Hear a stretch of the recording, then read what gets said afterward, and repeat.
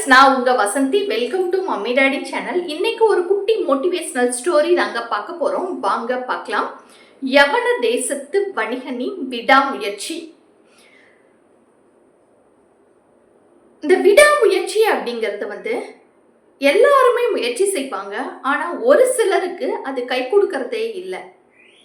அது ஏன் அப்படிங்கிற ஒரு கேள்விக்கான பதில் இந்த கதையில இருக்கு. வாங்க பார்க்கலாம். யவன தேசத்து வணிகன் அரபு நாடுகள்ல இருந்து கிடைக்கக்கூடிய அந்த வாசனை திரவியங்கள், தங்கம், நவரத்தின கற்கள், அழகான மிளிரக்கூடிய விளக்குகள், விலை மதிப்பு மிக்க வீட்டு அலங்கார கண்ணாடி பொருட்கள், இது எல்லாத்தையுமே அங்கிருந்து வாங்கிட்டு இந்தியாவில் விற்பனை செய்யறதா அந்த வியாபாரியோட தொழில். அந்த மாதிரியான பொருட்கள் எல்லாத்தையும் அரேபிய நாடுகள்ல வாங்கிட்டு ஒட்டகங்கள்ல ஏத்திக்கிட்டு அவர் கூட ஒரு சில பணியாட்களையும் ஏத்திக்கிட்டு பாலைவனத்தின் வழியா இந்தியாவிற்கு வருவாரு.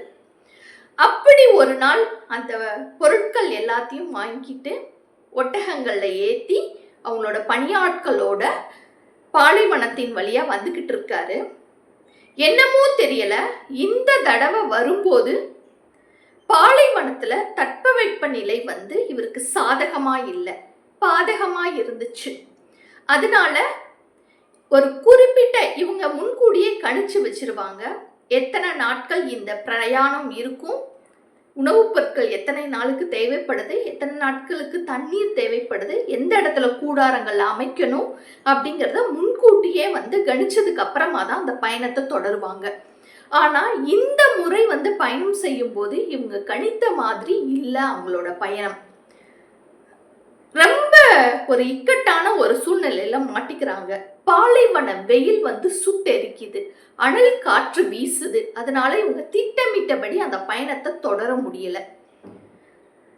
அந்த பணியாட்களோட அந்த நடைகள் குறைஞ்சு போகுது. ஒட்டகங்களும் வேகமா நடந்து வர மாட்டேங்குது. அந்த அனல் காற்றுல ரொம்ப மெதுவா நடந்து வர்றாங்க. அதனால இவங்க கணிச்ச நாட்களை விட 2 நாட்கள் ரொம்ப தாமதமாகுது இவங்களோட பயணம். அதனால அங்கேயே கூடாரமிட்டு கொஞ்ச நேரங்கள்ல ஓய்வு எடுத்துட்டு அவங்க நடக்க ஆரம்பிப்பாங்க. எப்பவுமே சூரிய ஒளி இருக்கும் வரை இந்த பயணங்கள் தொடரும். சூரியன் மறைஞ்சதுக்கு அப்புறமா அங்கங்க கூடாரங்கள் அமைச்சு அங்கங்க தங்கிட்டு தான் அவங்க பயணங்களை மேற்கொண்டுகிட்டு இருப்பாங்க. இப்படியே போகும்போது அந்த கடைசி நாள் முடிய போற 2 நாளைக்கு முன்னாடி அவங்கள்ட்ட சுத்தமா தண்ணியே இல்லாம போயிடுது. பாலைவனத்துல தண்ணி இல்லைன்னா நம்ம என்ன ஆகும் கொஞ்சம் யோசித்து பாருங்க, உங்களுக்கே தெரியும். என்னதான் உணவு இருந்தாலும் தண்ணி இல்லைன்னா நாக்கள்லாம் வறண்டு போயிரும்.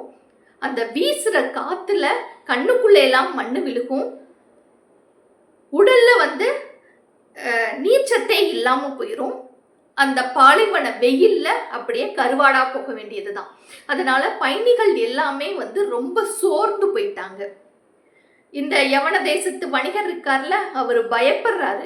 நம்மையாவது இந்த பாலைவனத்துல விழுந்து இறந்து போனா பரவாயில்ல, நம்ம பணியாட்கள் எல்லாத்தையும் கூட்டிட்டு வந்திருக்கோம். இந்த வாயில்லா ஜீவன் ஒட்டகங்கள் எல்லாருமே தண்ணி இல்லாம செத்து போயிருவாங்களே, நம்ம என்ன பண்றது அப்படின்னு சொல்லி ஆழ்ந்து யோசிக்கிறாரு. அப்பதான் அவர் கூடாரம் அமைச்ச இடத்துக்கு பக்கத்துல ஒரு சில கள்ளி செடிகள் தெரியுது. எப்பவுமே இவர் அந்த பாலைவனம் வழியாவே அடிக்கடி பயணம் செஞ்சுட்டு வந்தனால அந்த அரபு நாடுகளை பத்தியும் ஒட்டகங்களை பத்தியும் அந்த பாலைவனங்களை பத்தியும் ஒரு சில அடிப்படை அறிவு இவருக்கு இருந்துச்சு. அதனால இவங்களோட பெரியவங்கள்லாம் சொல்லியிருக்காங்க, கள்ளிச்செடிகள் இருந்துச்சு அப்படின்னா கண்டிப்பா பாலைவனத்துக்கு பக்கத்துல பாலைவன சோலைகள் இருக்கும் அப்படின்னு சொல்லி கேள்விப்பட்டிருக்காரு. அதனால அந்த கள்ளிச்செடிகள் இருந்த இடம் பக்கமா இவரும் இவரோட பணியாட்களும் சுத்தி பாக்குறாங்க. ஆனா எந்த ஒரு சோலைகளும் இல்லை. மறுபடியும் இவருக்கு ஏமாற்றம். பணியாட்கள்லாம் அங்கேயே நொந்து போய் உட்கார்ந்துட்டாங்க. ஆனாலும் இவர் முயற்சியை கைவிடவே இல்லை. மறுபடியும் கள்ளி செடிகள் இருந்துச்சு அப்படின்னா அதுக்கு கீழே நீரோட்டம் இருக்கும் அப்படிங்கிறது இவங்களோட தாத்தா சொல்லியிருக்காரு. அதனால கள்ளி செடிகளுக்கு பக்கத்துல நல்லா ஆழமா குழி தோண்டிக்கிட்டு பாக்குறாரு இவரோட பணியாட்களும். அப்ப பாறைகள் மட்டும்தான் இருந்துச்சு. அங்கேயும் தோல்வி. இவங்க பணியாளர்கள் எல்லாம் இனிமே தண்ணியே கிடைக்காது அப்படின்னு சொல்லிட்டு நொந்து போய் உட்கார்ந்துட்டாங்க. நம்ம இனிமே சாக வேண்டியதான் அப்படிங்கிற ஒரு நிலைமையில. ஆனா இந்த யவன தேசத்து வணிகர் மறுபடியும் அந்த பாறையை உடைக்க ஆரம்பிக்கிறாரு. அந்த பாறைகள்ல காது வச்சு பார்க்கறாரு. காற்றோட அந்த அதிர்வலைகள் கேட்குது. அப்படி இருந்துச்சு அப்படின்னா அதுக்கு அடியில நீர் இருக்கும் அப்படிங்கிறது வந்து பாலைவனத்தோட அந்த ஒரு நிதர்சனம். அதனால மறுபடியும் அந்த பாறைகளை உடைச்சு பார்க்கறாரு. அந்த பாறைகள்ல இருந்து சொட்டு சொட்டா நீர் வந்து தென்படுது. அந்த நீரோட ஈரப்பதம் தெரியுது. உடனே விடாம முயற்சி செய்யறாரு. அந்த பாறைகளுக்கு இடையில அந்த நீர் இருக்கு. அந்த நீர் வந்து பொங்கி அப்படியே வந்து நீர் ஊற்றா வந்து வருது. உடனே அந்த பணியாட்கள் எல்லாமே இவர் வந்து பாராட்டுறாங்க. இவருக்கு மனமார்ந்து நன்றி சொல்றாங்க. இவங்களுக்கு தேவையான அளவு தண்ணீரை வந்து அவங்களோட இதுல வந்து நிரப்பிக்கிறாங்க. திங்ஸ் எல்லாம் நிரப்புனதுக்கு அப்புறமா நல்ல ஓய்வு எடுத்துட்டு அதுக்கப்புறம் அவங்களோட பயணத்தை தொடர்றாங்க. அவங்க பயணம் வந்து வெற்றிகரமா அமையுது. இதுல இந்த கதையில இருந்து நம்ம என்ன கத்துக்கிட்டோம் அப்படின்னா, நீங்கெல்லாம் சொல்வீங்க விடாமுயற்சி அப்படின்னு. விடாமுயற்சி அப்படிங்கிறதும் உண்மைதாங்க. அதோடு சேர்த்து நம்ம எந்த ஒரு களத்துல இறங்கி எந்த ஒரு செயலை செய்யறோமோ அதனை பற்றிய அடிப்படை அறிவு இருக்கணும் அப்படிங்கிறதையும் இந்த கதை நமக்கு சொல்ல வருது. ஏன்னா இவருக்கு வந்து அந்த பாலைவனத்தை பத்தியும் பாலைவன சோலைகளை பத்தியும் இந்த கல்வி செடிகள் இருந்தா நீர் இருக்குங்கிறத பத்தியும் இவருக்கு அந்த அறிவு அடிக்கடி இருந்துகிட்டு இருந்திருக்கு. அதனாலதான் வந்து இவர்னால அந்த விடாம இவரோட முயற்சியை தொடரவும் முடிஞ்சிச்சு. இல்லை அவருக்கு அந்த அடிப்படை அறிவு இல்லை அப்படின்னா இந்த மாதிரி களிச்செடிகளை பார்த்த உடனே நீர் இருக்குன்னு தேட முடியாது. இல்லை அந்த பாறைகளுக்கு அடியில் நீர் ஊற்று இருக்குன்னு தெரியாது. இது முன்கூட்டியே அவருக்கு அந்த அறிவு இருந்தனால தான் அதை திறன்பட செஞ்சு வெற்றியும் அந்த பயணத்தில் அடைஞ்சாரு. அதே போல தாங்க நம்மளும் எந்த ஒரு செயலை செய்யறதுக்கு முன்னாடியும் அதை பற்றின அடிப்படை அறிவை கற்று வச்சதுக்கு அப்புறமா தான் ஒரு செயலை ஆரம்பிக்கணும். இன்னும் ஒரு சில இடங்கள்ல நம்ம வந்து புது இடங்கள்ல பிரயாணமும் செய்வோம். புது புது இடங்களுக்கு டூரும் போவோம்.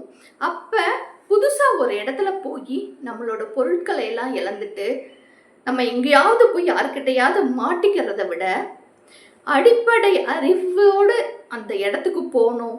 அந்த சூழ்நிலை எப்படி இருக்கும், அந்த இடம் எப்படிப்பட்டது, அதோட பின்புலத்தை தெரிஞ்சு வச்சதுக்கு அப்புறமா ஒரு செயலையோ அல்லது ஒரு இடத்துக்கோ நம்ம போகும்போது அது வந்து அந்த செயல் வந்து வெற்றிகரமாக அமையுது. அந்த பயணமும் நல்லபடியாக நமக்கு சாதகமாக அமையுது. அதையும் தான் இந்த கதை சொல்ல வருது நமக்கு.